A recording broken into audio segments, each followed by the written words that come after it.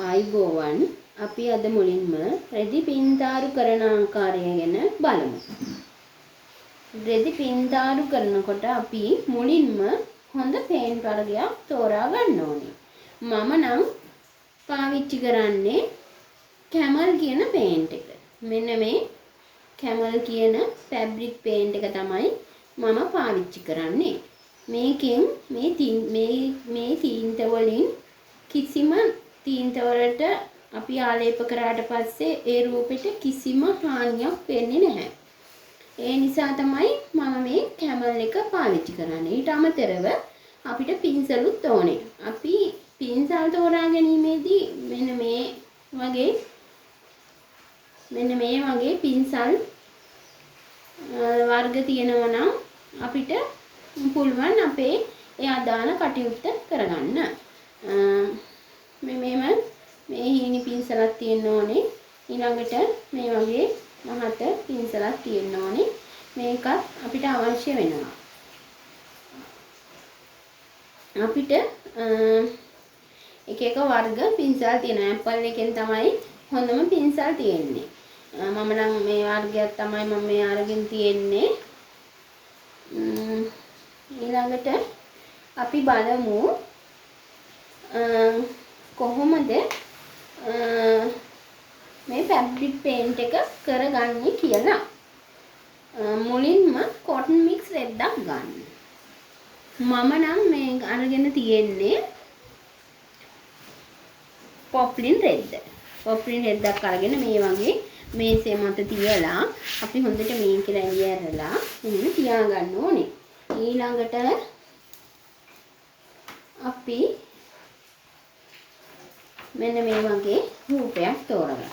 මේ තියෙන්නේ මම මේ තෝරගත්තු රූපයක්.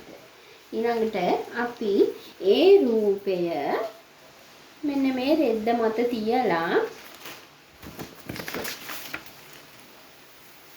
මේ වගේ කාබන් කොලයක් අරගෙන ඒ කාබන් කොලය මත අපි මෙම රූපය මෙහෙම තියලා අපි මේක දැන් ඇඳගනිමු.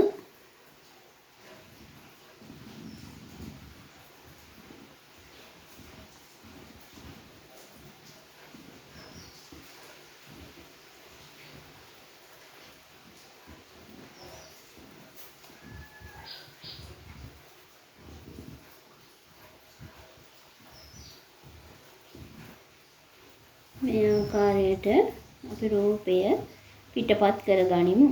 මෙන්න මෙහෙම මේ හැම රේඛාවම අපි අඳින්න ඕනේ. එතකොට තමයි මේ වගේ ලස්සන රූපයක් එන්නේ. මේක නම් ටිකක් අමාරුයි ඔයාලට මුලින්ම කරන නිසා. ඔයාලා ලේසි රූපයක් තනිමලක් හරි ඒ වගේ ඔයාලා ලේසි රූපයක් තෝරා ගන්න. මේක නම් ඔයාලට එකපාර කරන නිසා ටිකක් අමාරු වෙයි. ඒ නිසා ඔයාලට ලේසි පහසු විදියට ඔයගොල්ලන් රූපය තෝරා ගන්න. රූපය තෝරාගෙන මේ වගේ ඇඳ ගන්න.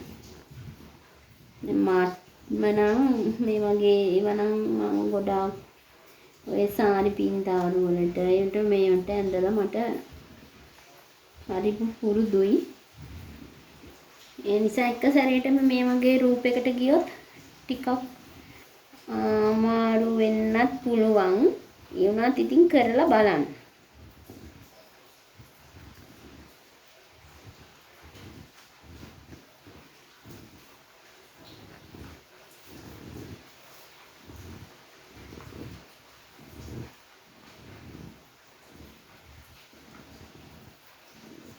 මේ වගේ අපි කරලා බලන්න ඕනේ.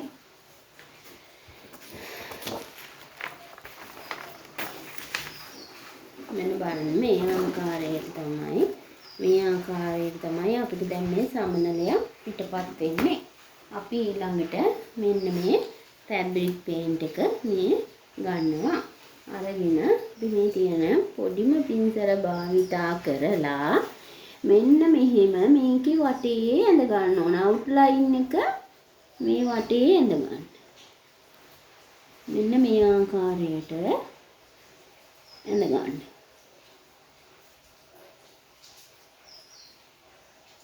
ඔයාලා මෙන්න මේ විදියට මලක් නම් කරේ ඒ මල වටේ ඇඳ ගන්න.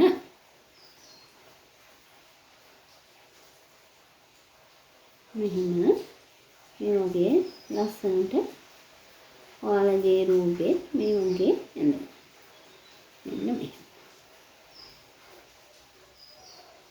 මේක මුළු රූපෙම මේ වගේ අවුට්ලයින් එක ගහගන්න. මම මේක පැත්තක් මේව කරලා ඔයාලට පෙන්නන්නම්. ඊට පස්සේ ඔයාලා ඊළඟ දවසේ මේ විදියට මේ සම්පූර්ණ රූපෙම මෙහෙම ඇඳගන්න.